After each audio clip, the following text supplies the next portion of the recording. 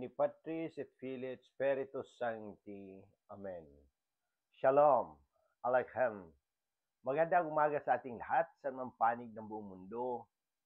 Mga nakikinig at nanonood ngayon, atin naman pakinggan ang mabuting balita ng Panginoon ayon kay San Mateo. Glory to you, Lord Jesus Christ. Noong panahong iyon, lumapit kay Jesus ang asawa ni Zebedeo, kasama ang kanyang mga anak. May ibig siyang hilingin, kaya't lumuhod siya sa harapan ni Jesus. Ano ang ibig mo? Tanong ni Jesus. Sumagot siya, sana'y ipagkaloob ninyo sa dalawa kong anak na ito ang karapatan na makaupong katabi ninyo sa inyong kaharian. Isa sa kanan at isa sa kaliwa. Hindi ninyo nalalaman ang iyong hinihingi, sabi ni Jesus sa kanila. Mababata ba ninyo ang hirap na babatahin ko? Opo, tugon nila. Sinabi ni Jesus, ang hirap na babatahin ko'y babatahin nga ninyo. Ngunit wala sa akin ang pagpapasya kung sino ang mauupo sa aking kanan at sa aking kaliwa. Ang mga luklukang sinasabi ninyo'y para sa mga pinaghandaan ng aking ama. Nang marinig ito ng 10 alagad, nagalit sila sa magkapatid. Kaya't pinalapit sila ni Jesus at sinabi sa kanila, alam ninyo na ang pinuno ng mga hintil ay naghahari sa kanila, at ang mga dinadakila ang siyang nasusunod. Ngunit hindi ganyan ang dapat umiral sa inyo. Sa halip, ang sino man sa inyo na ibig maging dakila ay dapat maging lingkod. At sino mang ibig maging pinuno ay dapat maging alipin ninyo. Tulad ng anak ng tao na naparito, hindi upang paglingkuran, kundi upang maglingkod at ialay ang kanyang buhay upang matubos ang marami. Ang mabuting balita ng Panginoon. Praise to you, Lord Jesus Christ. Pagnilayan natin bilang mga Romano Katoliko sa unang pagbasa sa pangalawang Korinto, kapistahan ni Apostol Santiago. Tayo ay may sisidlang luwad na naglalaman ng kayamanang mula sa Diyos. Ibig sabihin, ang kapangyarihan ay sa Diyos, hindi sa atin. Bagamat sinusubok, hindi tayo nawalan ng pag-asa sa bawat pagdurusa. Ipinapakita natin ang buhay ni Kristo sa ating laman. Ito ay paanyaya sa bawat Kristiyano. Ang ating kahinaan ay daan upang mas mapakita ang kaluwalhatian ng Diyos sa ating buhay. Ang ina ng magkapatid na sina Santiago at Juan ay humiling kay Jesus ng mataas na posisyon para sa kanyang mga anak sa kaharian ng Diyos.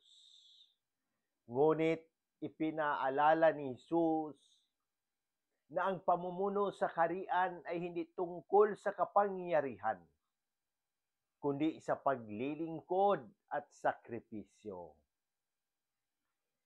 Ito ang paanyaya sa ating lahat.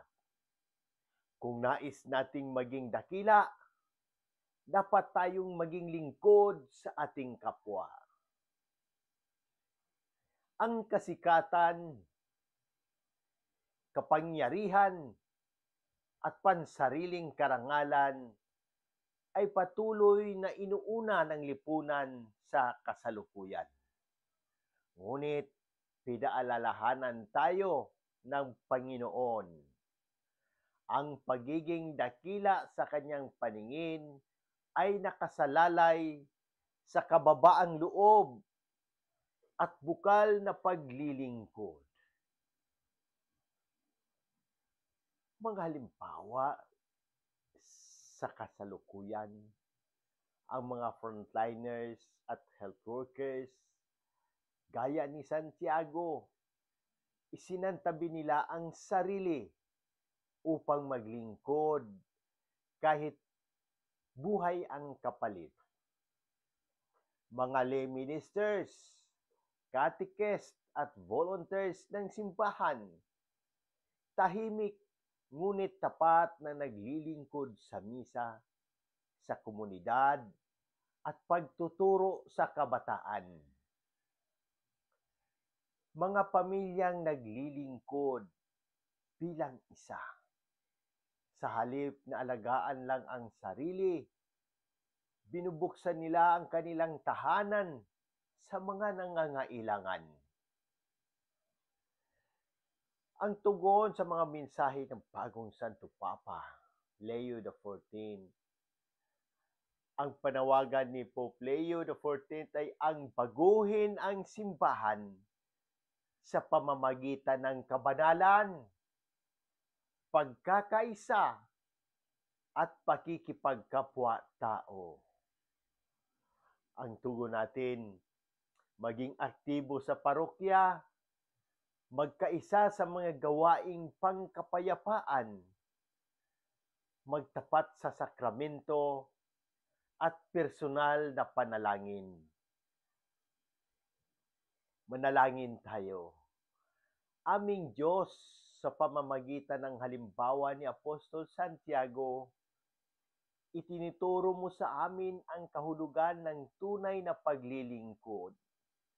Ipinapanalangin namin ang agarang kagalingan ni na Obispo si Bantolo, Padre Vicente Gomez, Padre Boy Bautista, Padre Cesar Laurio, Padre Nathaniel Cañares,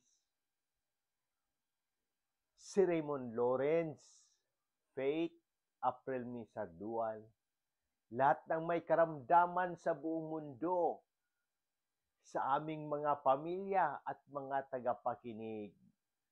Ipinapanalangin din namin ang mga kaluluwa ni Pope Francis, Manuel Sr., lahat ng yumao, lalong-lalo na yaong nasa purgatorio.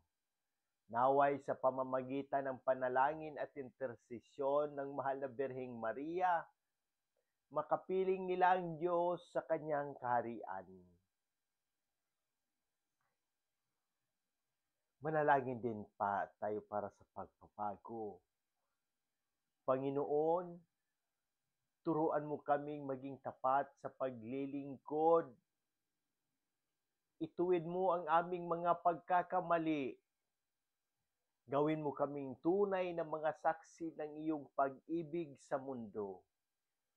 Sa tulong ng Espiritu Santo at ng aming Inang Maria, naway matutunan naming yakapin ang krus at maging kasangkapan ng iyong awa at liwanag. Amen. Sa muli, hinikayat ko ang lahat, Katoliko man o hindi, na magtanong at pagnilayan ang mensahe ng Ebanghilyong ito. Kung may mga katanungan kayo tungkol sa pananampalataya, ang ating simbahan o sa anumang aspeto ng ating buhay, bukas ang aking puso na sagutin ang mga ito. Sama-sama nating pagnilayan at palagahan ang habag at pag-ibig ng Diyos na ipinapayag ni Jesus sa Ebanghilyong ito. Sa pamamagitan ng ating mga gawain at salita, naway maging daluyan tayo ng habag at pagmamahal ng Diyos sa lahat ng tao. Amen. In nomine Patris et Filii et Spiritus Sancti. Amen. God bless!